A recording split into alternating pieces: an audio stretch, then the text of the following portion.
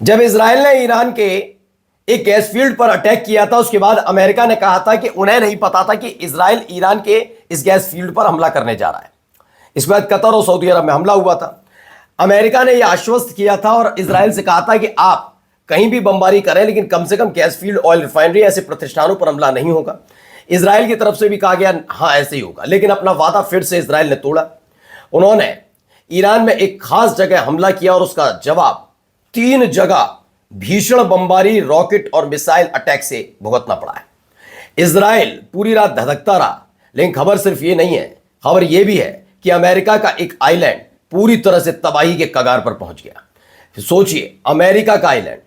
अब तक मसला ये चल रहा था कि सिर्फ और सिर्फ मिडिल ईस्ट के अंदर बने हुए अमेरिका के प्रतिष्ठान, जिसमें अमेरिकी मिलिट्री बेस और दूतावास टारगेट किए जा रहे थे, अब उससे आगे बढ़कर ईरान ने अपनी ताकत दिखाई है। उसने अपनी सबसे लंबी दूरी की मारक क्षमता वाली बैलिस्टिक मिसाइल जैसे ही दागी, उसके बाद हड़कंप मच गया, क्योंकि बैलिस्टिक मिसाइल किसी खाड़ी देश में अमेरिका के किसी मिलिट्री बेस पर या फिर दूतावास पर नहीं गिरी, बल्कि अमेरिका के एक आइलैंड पर गिरी है।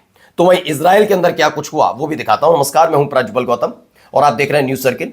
सबसे पहले ये 2 अलग अलग तस्वीरें हैं, वीडियोज हैं, लेकिन वो देखनी चाहिए। 3-4 वीडियोज एक साथ है फ्रेम में, जरा देखते चलिए। पहले פגיעה בערד, בניין בוער, הבניין התחיל לבעור. מה שהולך פה, חבל הזמן, חסר פה הצלה בטירוף. פגיעה בערד, בניין בוער, הבניין התחיל לבעור. מה שהולך פה, חבל הזמן, חסר פה הצלה בטירוף. तो ये हड़कंप जैसी स्थिति है। इजराइल के अराद में हिजबुल्लाह का बड़ा हमला है, बड़ा नुकसान हुआ। रिपोर्ट्स के मुताबिक 50 से ज्यादा लोग घायल हुए, 4 की हालत गंभीर बताई जा रही है, 11 लोगों को चोटें लगी हैं, कई घायलों की हालत नाजुक बताई जा रही है। 3 इमारतें क्षतिग्रस्त हुई, मौके पर आग लगी, घायलों को निकालने के लिए हेलीकॉप्टर तैनात, इलाके में रेस्क्यू ऑपरेशन जारी है और स्थिति गंभीर बताई जा रही है।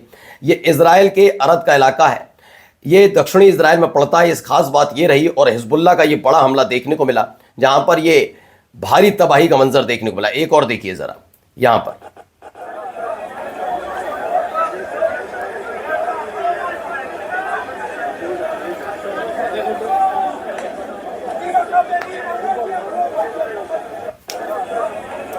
तो इजराइल के डिमोना और अराद पर हुए हमलों में ऐसी तबाही मची है, यानी हर तरफ चीख पुकार, हर तरफ हालात खराब होते हुए नजर आए। वहां पर तबाही का मंजर तो है ही, वहां लगातार रेस्क्यू ऑपरेशन चल रहा है, लेकिन रेस्क्यू ऑपरेशन के बीच एक सबसे खास बात यह भी निकलकर सामने आई। जो रेस्क्यू ऑपरेशन कर रहे हैं वही उसके बारे में बता रहे हैं कि भारी तबाही सिर्फ इस बात के लिए नहीं है कि गाड़ियां कबाड़ बन गई। तबाही का मतलब यह नहीं है कि कई बिल्डिंग्स पूरी तरीके से क्षतिग्रस्त हो गई, यानी खंडर में तब्दील हो गई, बल्कि इससे आगे बढ़कर ऐसा कुछ हुआ है जिससे जनहानि वहां पर सबसे ज्यादा देखने को मिल रही है। ये देखिए डिमोना क्यों इंपॉर्टेंट है इजराइल के लिए वो भी बताऊंगा, लेकिन फिलहाल कुछ ऐसी तस्वीरें हैं जिन्हें ब्लर करके दिखाएंगे हम। ब्लर करके दिखाना इसलिए जरूरी है कि इसमें घायलों की तादाद बहुत ज्यादा है।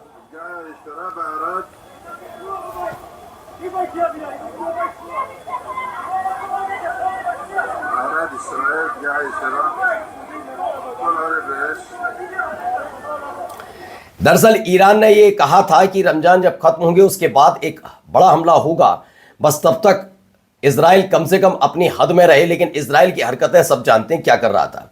जैसे ही इधर चांद दिखा, जैसे ही ईद मनी, उसके फौरन बाद किए इस तरह के हमले इजराइल पर हुए। वीडियो इजराइल का है।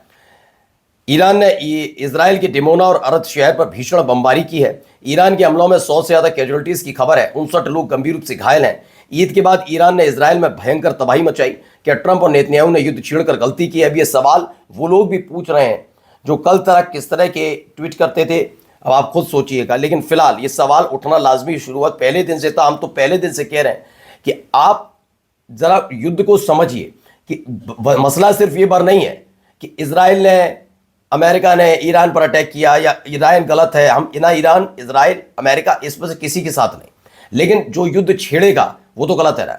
इजराइल और अमेरिका ने मिलकर ईरान पर अटैक किया। पहला बयान इजराइल पर आया था कि भाई हमने तो रक्षात्मक कार्रवाई की, जबकि ईरान की तरफ से एक भी बारूद की कण इस बार नहीं पहुंचाई गई थी। इजराइल फिर भी उसने हमला किया, अपने आप को जबरदस्ती रक्षात्मक दिखाकर। अमेरिका ने भी सुर में सुर मिलाया, उसने कहा हाँ ये सही कार्रवाई थी। और उसके बाद के हालात देखिए, 100 से ज्यादा कैजुअलिटीज की खबर है, यानी 100 इजरायली एक झटके में हलाक हो जाते हैं, ढेर हो जाते हैं वहां पर। ये भी देखिए, एक और वीडियो निकल कर सामने आई। हिजबुल्लाह और ईरान का संयुक्त हमला है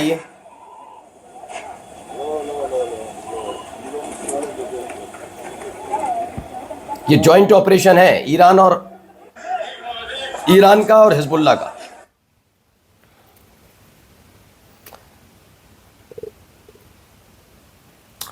तो इसमें दावा है कि ईरानियन मिसाइल हिट अरद, इजराइल के अरद में हमला हुआ जिसमें 6 लोगों की मौत हुई, ऐसा दावा है। 100 से ज्यादा डैमेजिंग हुए हैं, एटलीस्ट 20 बिल्डिंग इसमें ध्वस्त हुई हैं। इन सब के अलावा अरद और डिमोना दोनों ही जगह इस तरह के ही हालात बनते हुए नजर आए, ऐसा दावा किया जा रहा है कि भारी बमबारी और तबाही तो है ही। अब देखिए एक और वीडियो, यहां देखिए कौन सी मिसाइल गिरी होगी, जैसे पूरी बिल्डिंग आप सोचिए, तबाही का मंजर है, सीधी जाकर गिरी है, खंडहर में तब्दील हो चुकी है बिल्डिंग है। इस बिल्डिंग का एक एक हिस्सा नीचे आप देखिए कितना मलबा गिरा हुआ है। इसको लेकर दावा है डिमोना और अराद में कल रात ईरानी मिसाइल से इजरायली समुदायों पर हुई सीधे हमले में 100 से ज्यादा लोग घायल हो गए। इजराइल से जानकारी आई कि हाँ ये हालात बिगड़े वहां पर। यही नहीं, यहां जरा सुनिए रिपोर्ट करते टाइम भी। John, I got to tell you that an Iranian missile made it through the Israeli air defenses and came down in the southern Israeli town of Dimona, and people are injured. Now, Dimona is in the southern desert there, sort of near the tip of the Dead Sea and very near the Natanz Nuclear Research Center. Nowhere than nuclear city research centre है ये Dimona, और वहीं पर Iran ने एक बड़ा हमला किया है। इसमें हिजबुल्लाह भी साथ रहा है ऐसा दावा, लेकिन ईरान के बैलिस्टिक मिसाइल और इजराइल का एयर डिफेंस सिस्टम इंटरसेप्ट नहीं कर सका। डिमोना में बहुत नुकसान हुआ, अब तक सबसे बड़े हमलों में से एक था ये। ईरान ने धमकी दी, ट्रेलर था, वह और घातक हमला कर सकता है। डिमोना में इजराइल की न्यूक्लियर फैसिलिटी है, उसे भी टारगेट नहीं किया गया था, लेकिन अब इस बार उसे टारगेट किया जा रहा है। ऐसे वक्त में ये दावा है जब लगातार जो ईरान है वो उसको लेकर अलग अलग खबरें। देखिए इसमें भी एक वीडियोस निकल कर सामने। Even with that base, still, best case is right here.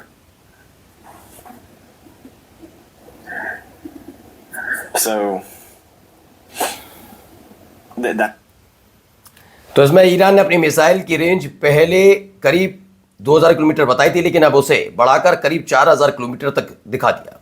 उसने हिंद महासागर में मौजूद अमेरिका ब्रिटेन के बेस डियागो गार्सिया पर 2 मिसाइलें दागी। निशाना नहीं लगा, लेकिन मैसेज साफ था, हम अब बहुत दूर तक मार कर सकते हैं। अब इसका मतलब यह है कि ईरान की मिसाइलें सिर्फ मिडिल ईस्ट तक सीमित नहीं रही, बल्कि यूरोप तक भी पहुंच सकती हैं।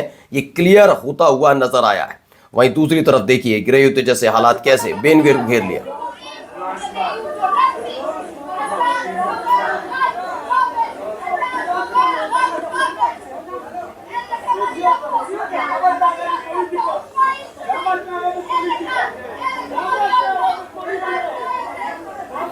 तो इजरायली एयरस Ben Gvir after Iran attack on Arad Israel, you bear responsibility for all this death, you have no place here, get out of my city. ये नाजी कहा जा रहा है बेन ग्वेर से। उन्हें खदेड़ दिया गया। नेतन्याहू की सरकार के एक ताकतवर मंत्री के तौर पर पहचान रखते हैं, उन्हें वहां से खदेड़ दिया गया। बेन ग्वेर को कहा गया तुम नाजी हो और यहां से भाग जाओ। नमस्कार।